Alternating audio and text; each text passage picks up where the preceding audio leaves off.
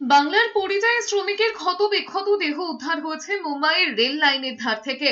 বুধবার উত্তর চব্বিশ পরগনার স্বরূপনগরের বাড়িতে দেহ ফিরতে ক্ষোভে ফেটে পড়েন মৃতের পরিবার এবং গ্রামবাসীরা। জানা গিয়েছে 7 বছর আগে আলফাজ মন্ডল ঠিকাদারের আন্ডারে মেট্রোর কাজের জন্য মুম্বাই গিয়েছিলেন। 2রা ফেব্রুয়ারি সোমবার রাতে ট্রেনে করে ঢাকিয়া রোডে ফিরছিলেন। তারপর থেকেই নিখোঁজ হয়ে যান আলফাজ। এরপর মঙ্গলবার সকালে মুম্বাইয়ের মসজিদ বন্দর রেল স্টেশন সংলগ্ন এলাকা থেকে ক্ষতবিক্ষত দেহ উদ্ধার হয়। ট্রেনের ধাক্কাতে মৃত্যু হয়েছে কিনা তা এখনো স্পষ্ট নয়। পরিবারের দাবি, ঠিকাদারের অধীনে থাকা কিছু শ্রমিক বাংলায় কথা বলায় আলফাজকে বাংলাদেশি দাগিয়ে দিয়েছিল, সেজন্যই তাকে খুন করা হয়েছে বলে দাবি পরিবারের। যেখানে কাজ করে ওরা বলছিল যে তোমার ভাই দুপুরবেলায় বাংলা ভাষায় কথা বলতেলো।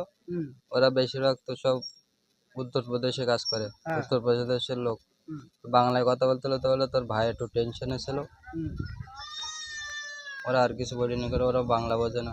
এই ধরনের ঘটনা আমরা প্রায় প্রতিদিনই লক্ষ্য করছি।